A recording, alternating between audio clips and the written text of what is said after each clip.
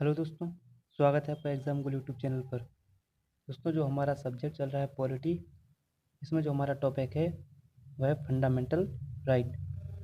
और इस टॉपिक में जो हमारा पिछला वीडियो था उसमें हमने देखा था कि फंडामेंटल राइट्स की क्या विशेषताएं हैं। इसके अलावा हमने बात की थी आर्टिकल 12 अनुच्छेद 12 जिसमें स्टेट की परिभाषा दी गई है। चलिए, तो उसी क्रम में हम अपना लेक्चर स्टार्ट करते हैं। तो यहाँ पर मैं आपसे एक क्वेश्चन करता हूँ। पहले देखिए, in the definition of state,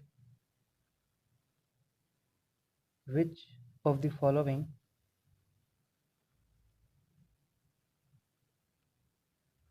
are included? Question है, निम्नलिखित में से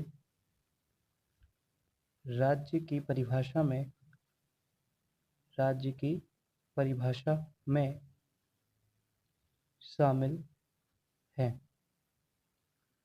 चलिए, पहला option, all companies of India, Bharat के सभी कारखाने। ऑप्शन बी है ओनली इंडियाज गवर्नमेंट कंपनी, केवल भारत की सरकारी कंपनी या उद्योग या कारखाने पाते की है। और option C, A and B both, यानी दोनों, या ऑप्शन है डी, नन ऑफ दिस। तो ये हमारा क्वेश्चन है। वही क्वेश्चन के अकॉर्डिंग चार ऑप्शन है कि राज्य की परिभाषा में शामिल हैं भारत के सभी कारखाने या उद्योग, ऑल कंपनीज ऑफ इंडिया, या ओनली इंडियाज गवर्नमेंट कंपनी, केवल भारत की सरकारी उद्योग या कंपनी, या दोनों, या इनमें से कोई नहीं।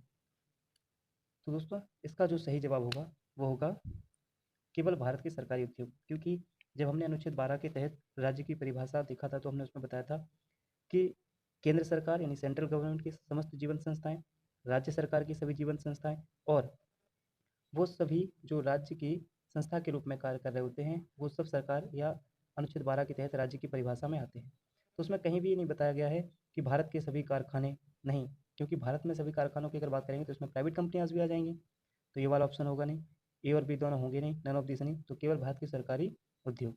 चलिए, तो अब हम आज बात करते हैं सबसे पहले आर्टिकल 13 अनुच्छेद 13 की। अनुच्छेद 13 क्या कहता है दोस्तों? ये बहुत इंपॉर्टेंट आर्टिकल है। आर्टिकल 13 ये कहता है, state will not make any law, state will not make any law that violate fundamental right of any person if state will make such law, then will be declared court will be declared null and void it। दोस्तों, अनुच्छेद 13 है, ये कहता है कि राज्य कोई भी ऐसा कानून नहीं बनाएगा जो किसी व्यक्ति के मौलिक अधिकारों का हनन करता हो या मौलिक अधिकारों को समाप्त करता हो। यदि स्टेट इस प्रकार का कोई भी कानून बनाती है तो न्यायालय उसको रद्द कर देगा या समाप्त कर देगा। तो यही आर्टिकल 13। अब देखिए दोस्तों, जैसे मान लीजिए कि कोई एक्ट है, कोई अधिनियम या कोई कानून बनाया गया। ये मान लो कोई अधिनियम है, इसके दो पार्ट हैं, एक पार्ट है ए और एक पार्ट है बी। अब मान लीजिए जो ये ए पार्ट है ये नॉट वायलेट फंडामेंटल राइट, यानी ये मौलिक अधिकार का उल्लंघन नहीं करता है। और जो पार्ट बी है ये वायलेट फंडामेंटल राइट्स, यानी मौलिक अधिकारों का उल्लंघन करता है। तो देखिए, अब ये पूरा एक एक्ट है जिसका एक भाग है ये फंडामेंटल राइट का उल्लंघन नहीं करता है, जबकि दूसरा भाग फंडामेंटल राइट्स का उल्लंघन करता है। तो दोस्तों, ये जो है ये इन्फोर्स्ड रहेगा, ये लागू रहेगा, अर्थात ये प्रोविज़न जो है लागू रहेगा। लेकिन जो ये वाला प्रोविज़न है इसको नल एंड वाइड डिक्लेयर कर दिया जाएगा। ठीक है ना, इसको समाप्त कर दिया जाएगा। ये है आर्टिकल 13। तो देखो आर्टिकल 13 क्या कहता है कि राज्य कोई भी ऐसा कानून नहीं बनाएगा जो व्यक्ति के मौलिक अधिकारों का हनन करता हो। यदि ऐसा कानून बनाया जाता है तो उसको कोर्ट द्वारा समाप्त कर दिया जाएगा। ठीक, तो ये आर्टिकल 13 कहता है। अब देखिए इससे एक क्वेश्चन रेज हुआ, इससे एक प्रश्न उठता है। क्या प्रश्न उठता है कि आर फंडामेंटल राइट और फंडामेंटल राइट अमेंडेबल? क्या मौलिक अधिकारों में क्या मौलिक अधिकारों में संशोधन किया जा सकता है? ये प्रश्न यहाँ से उठता है। तो देखिए इस संदर्भ में कुछ केस हमें देखना पड़ेगा। जैसे सबसे पहले इसमें आता है शंकरी प्रसाद बनाम भारत संघ या भारत राज्य भारत संघ। ये जो केस आया था ये आता है 1951 में, और इस केस में कोर्ट ने कह दिया था कि हाँ फंडामेंटल राइट्स में संशोधन किया जा सकता है। यस। फिर चुनौती दी गई सज्जन सिंह केस में। तो अगला जो केस आता है वो है सज्जन सिंह केस 1965। इस केस में भी सुप्रीम कोर्ट ने कहा जी हाँ फंडामेंटल राइट में संशोधन किया जा सकता है। इसके बाद आता है गोलकनाथ बनाम पंजाब राज्य। ये केस है गोलकनाथ केस 1967। इसमें सुप्रीम कोर्ट ने कह दिया कि नहीं फंडामेंटल राइट में संशोधन नहीं किया जा सकता। तो ये कुछ केस हैं जिनके आधार पर पहले कहा गया कि हाँ संशोधन किया जा सकता है।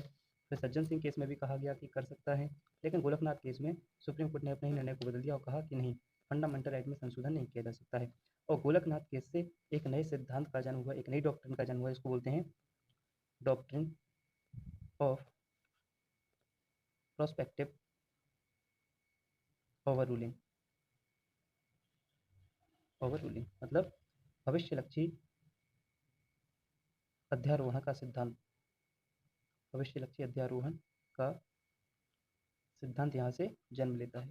ठीक, अब जो ये भविष्यलक्षी अध्यारोहण सिद्धांत ये क्या कहता है? ये कहता है कि यदि राज्य या संसद कोई ऐसा कानून बनाती है भविष्य में जो फंडामेंटल राइट्स का उल्लंघन करते हैं, तो कहा जाता है कि ऐसे कार्य को न्यायालय द्वारा समाप्त कर दिया जाएगा, अध्यारोहण कर दिया जाएगा। तो यही भविष्यलक्षी अध्यारोहण का सिद्धांत। क्लियर है? अब देखिए दोस्तों, और कहा जाता है कि जब जब सुप्रीम कोर्ट ने अपना पावर स्थापित किया है तो ठीक संशोधन करके संसद ने अपना पावर स्थापित किया है। अब वही गोलकनाथ केस में सुप्रीम कोर्ट ने अपनी पावर को बताया, तो फिर संसद कैसे चुप रह सकती थी? तो संसद ने 24 CAA यानी 24वां संविधान संशोधन अधिनियम 24 कॉन्स्टिट्यूशन अमेंडमेंट एक्ट 1971 जो है पारित किया, और इसके माध्यम से इस संशोधन के माध्यम से भारतीय संविधान में एक नया आर्टिकल 13 का सब क्लॉज 4 अनुच्छेद 13 का उपखंड 4 जोड़ा गया। इसको ऐड किया गया, जोड़ा गया। अब ये आर्टिकल क्या कहता है?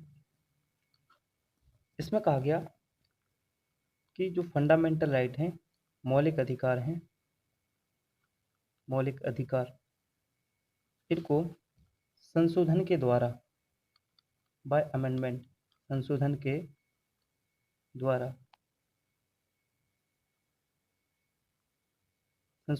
इनको क्या किया जा सकता है? डिलीट किया जा सकता है, यानी कि समाप्त किया जा सकता है। पहला पॉइंट ये कौन बता रहा है? आर्टिकल 13 का सब क्लॉज 4 कहता है कि अगर फंडामेंटल राइट्स में संशोधन किया जाता है, फंडामेंटल राइट में संशोधन कर उसको डिलीट किया जा सकता है। Fundamental rights can delete by amendment, ये 13(4) कहता है। अब इसके विरोध में एक बार आता है केशवानंद। ये सबसे फेमस केस माना जाता है, केशवानंद भारती केस 1973 1973 में केशवानंद का जो केस आता है इसमें फाइनल डिसीजन होता है। ध्यान रखना ये अभी तक का सबसे बड़ा बेंच माना गया है, जिसमें लगभग 13 जजों ने मिलकर डिसीजन लिया था, निर्णय लिया था। अब जो केशवानंद भारती केस है इसमें क्या हुआ? जो सुप्रीम कोर्ट है हमारा भारत का सर्वोच्च न्यायालय है, सर्वोच्च न्यायालय, सर्वोच्च न्यायालय ने कहा कि 24वां संविधान संशोधन अधिनियम इसको वैध ठहराया। कहा ये बिल्कुल राइट है, सही है, ठहराया। और साथ ही साथ कहा कि जो आर्टिकल 13 का सब क्लॉज 4 है ये भी बिल्कुल सही है, यानी इन दोनों ही चीज़ों को सही ठहराया, सही ठहराया। सुप्रीम कोर्ट ने केशवानंद भारती केस में 24वें संविधान संशोधन अधिनियम तथा अनुच्छेद 13 का सब क्लॉज 4 इन दोनों को वैध ठहराया, कहा ये सही है। तो अगर हम बात करते हैं प्रेजेंट की, वर्तमान में प्रेजेंट सिचुएशन क्या है। देखिए दोस्तों, प्रेजेंट में फंडामेंटल राइट्स में अमेंडमेंट अर्थात संशोधन किया जा सकता है। दूसरा पॉइंट, स्पेशल मेजोरिटी अर्थात जो संशोधन किया जाएगा वो विशेष बहुमत के माध्यम से होगा, विशेष बहुमत। और तीसरा पॉइंट जो सबसे महत्वपूर्ण है कि केशवानंद भारती केस में ही बेसिक स्ट्रक्चर का सिद्धांत दिया। बेसिक स्ट्रक्चर अर्थात मूलभूत ढांचा को पहली बार मूलभूत ढांचा को परिभाषित किया गया। तो इसके अकॉर्डिंग केशवानंद भारती मामले के अकॉर्डिंग क्या कहा गया कि हाँ, फंडामेंटल राइट में संशोधन किया जा सकता है, विशेष बहुमत से किया जा सकता है, लेकिन जो भी मूल ढांचे से रिलेट होगा, कोई भी प्रावधान जिसमें भारतीय संविधान का मूल ढांचा निहित हो, तो ऐसे प्रावधान को संसद संशोधन करके समाप्त नहीं कर सकती। तो आपसे कभी भी पूछा जाए कि मूल ढांचे के सिद्धांत का ओरिजिन, उत्पत्ति कब हुई और कैसे हुई, तो आप बता सकते हो केशवानंद भारती मामले के द्वारा 1973 में मूल ढांचे का सिद्धांत जो है अस्तित्व में आया।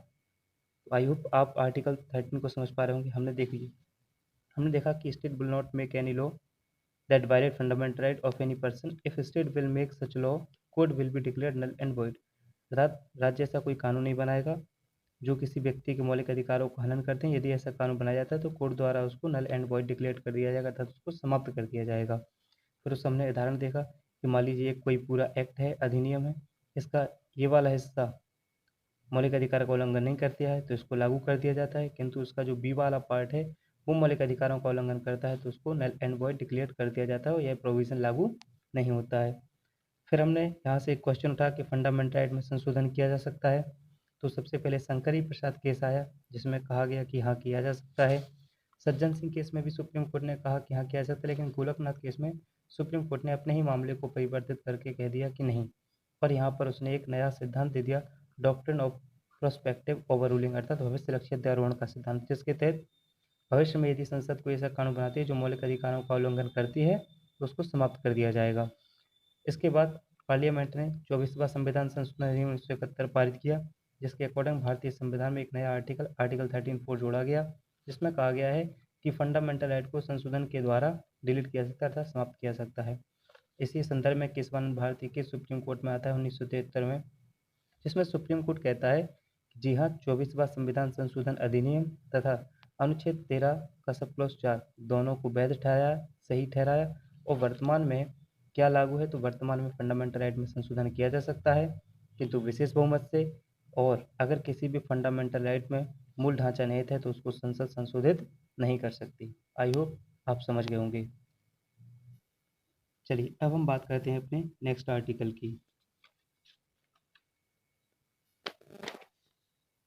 देखिए, आर्टिकल 13 के बाद आर्टिकल 14 आएगा। तो देखिए, अब यहाँ से हमारे प्रॉपर फंडामेंटल राइट स्टार्ट होते हैं।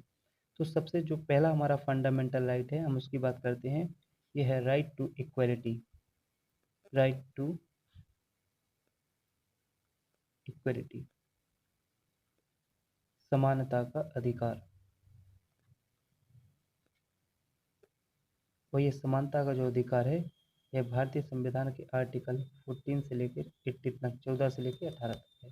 जिसमें हम सबसे पहले बात करते हैं आर्टिकल 14 अनुच्छेद 14 की। अनुच्छेद 14 क्या कहता है? अनुच्छेद 14 कहता है equality before law and equal protection of law. Equality before law and equal protection of law अर्थात इक्वलिटी बिफोर लॉ, कानून के समक्ष समता एवं कानूनों का समान संरक्षण। कानून या विधि के समक्ष समता और विधि का समान संरक्षण,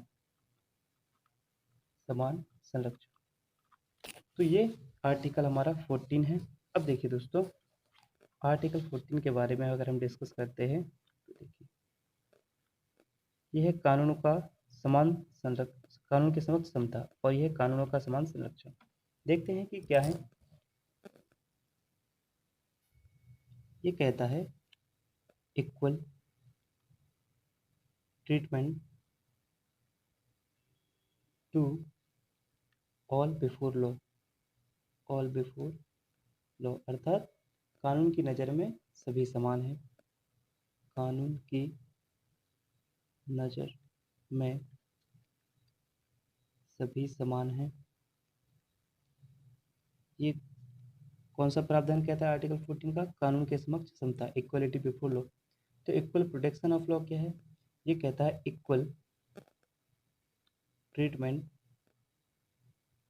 equal treatment of law in equal circumstances, equal circumstances,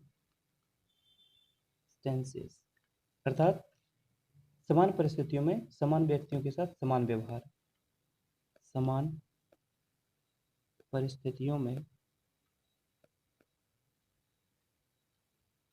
समान व्यक्तियों के साथ समान व्यवहार, समान व्यवहार। देखिए दोस्तों, ये कहता है कानून की नज़र में सभी समान हैं, अर्थात चाहे कोई उच्च वर्ण का हो या निम्न वर्ण का हो, चाहे कोई अमीर हो या गरीब हो, है ना, वो कानून की नज़र में कैसा है? समान है। इसको बोलते हैं equal treatment, sorry, equality before law. अब इक्वल प्रोटेक्शन ऑफ लॉ क्या कहता है? समान परिस्थितियों में समान व्यक्तियों के साथ समान व्यवहार। देखिए दोस्तों, मान लीजिए एक व्यक्ति है ए और एक व्यक्ति है बी।